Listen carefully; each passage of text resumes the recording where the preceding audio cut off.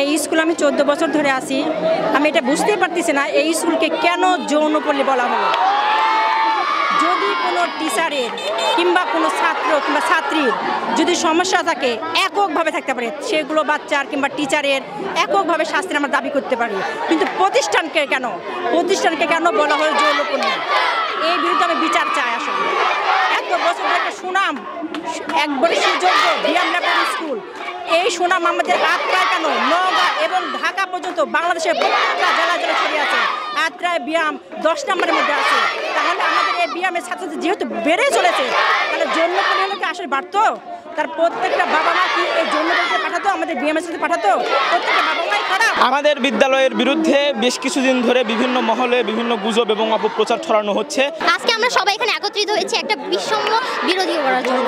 আমাদের স্কুলকে বলা হয়েছে যৌনপল্লী। আচ্ছা, যৌনপল্লী শব্দটা কি অর্থে ব্যবহৃত হয় সবাই আমরা জানি সেটা। যৌনপল্লী যে আমাদের স্কুলে বলা হয়েছে, সেখানে কি কোনো প্রমাণ পাইছে যে আমাদের স্কুলটা যৌনপল্লী? অথবা আমাদের কি কোনো বোন বলেছে বা আমরা কি বলেছি কাউকে যেটা আমাদের সাথে আমাদের টিচার কীরকম ব্যবহার করে?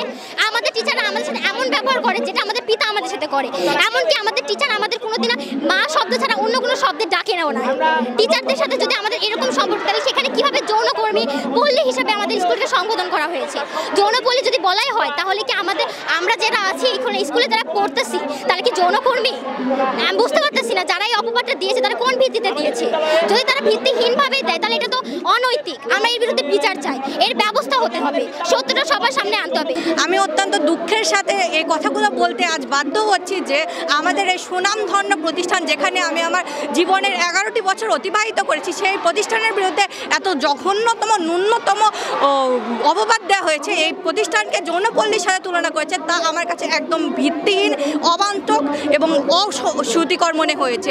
আমাদের স্কুলে যদি যৌনপল্লী হয়, যে বা যারা এই বিষয়ে অপবাদ দিয়েছেন তাদের যে কি পরিমাণ একটা পারিবারিক সুশিক্ষার অভাব হয়েছে, সেই বিষয়ে আমার বোধগম্য হয় না। কারণ একটা শিক্ষা প্রতিষ্ঠানকে কতটা নীচ মানসিকতার মানুষ বা মানুষজন হলে একটা শিক্ষা প্রতিষ্ঠানকে যৌনপল্লীর সাথে তুলনা করে।